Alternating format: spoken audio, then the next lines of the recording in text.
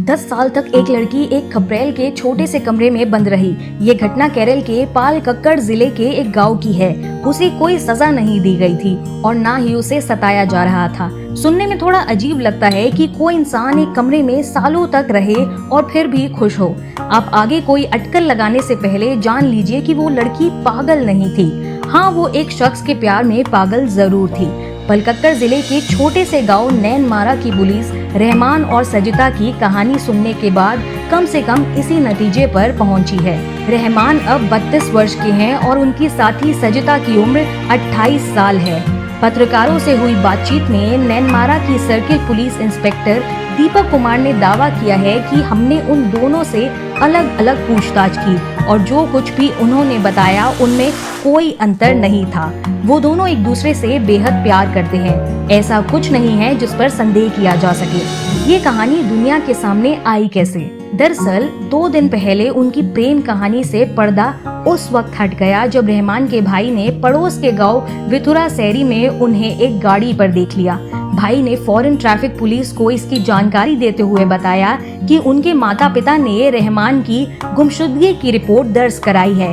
3 महीने पहले रहमान अपने माता पिता के घर से गायब हो गए थे। जिस विथुरा शहरी में रहमान को उनके भाई ने देखा वो उनके गांव से महज 8 किलोमीटर की दूरी पर था। पुलिस ने रहमान को रोका और पुलिस थाने ले आई। यहाँ पर रहमान ने उन्हें अपनी कहानी सुनाई। रहमान और सजिता पड़ोसी थे और एक दूसरे से मोहब्बत करने लगे थे। सजिता 2 फरवरी 2010 को एलूर के करातत रामबू से रहमान के माता पिता के घर रहने आ गई। सजिता के परिवार वालों ने उसकी गुमशुदगी की रिपोर्ट दर्ज कराई, लेकिन उनकी कोई खोज खबर नहीं मिल सकी।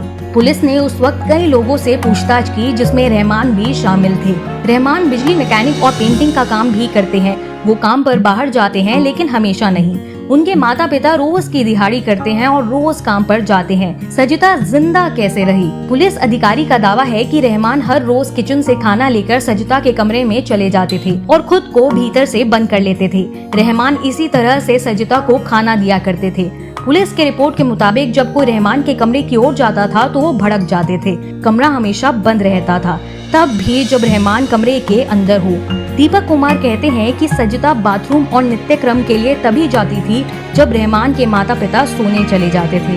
उनका घर कोई बहुत बड़ा नहीं था, 3 बेडरूम का खपरेल वाला घर है। वो कुछ समय के लिए बाहर भी बैठते थे। लेकिन दीपक कुमार ये भी कहते हैं कि रहमान के माता पिता एक ही घर में रहने के बावजूद सजिता के वहाँ रहने से कैसे अनजान रहे, ये एक रहस्य है। मार्च की शुरुआत में घर वालों को ये लगा कि रहमान कहीं गायब हो गया है। दीपक कुमार ने ये बताया कि रहमान पेंटिंग के काम के लिए कहीं गया हुआ था। पिछले 2 महीने से वो रोज काम पर बाहर जाया करता था। जब उन्होंने कुछ पैसे जोड़ लिए तो वो वहाँ से निकल गया। रहमान ने माता पिता का घर छोड़ अलग रहने का फैसला किया और इसकी उसने कोई खास वजह नहीं बताई। लेकिन उन्होंने ये जरूर बताया कि सजिता और उन्होंने 10 साल इस तरह से रहने का फैसला क्यों किया था, तो बंद रहने की वजह क्या थी। पुलिस के अनुसार वो डरे हुए थे कि उनके घर वाले शादी की इजाजत नहीं देंगे क्योंकि वो दोनों अलग अलग धर्म के हैं।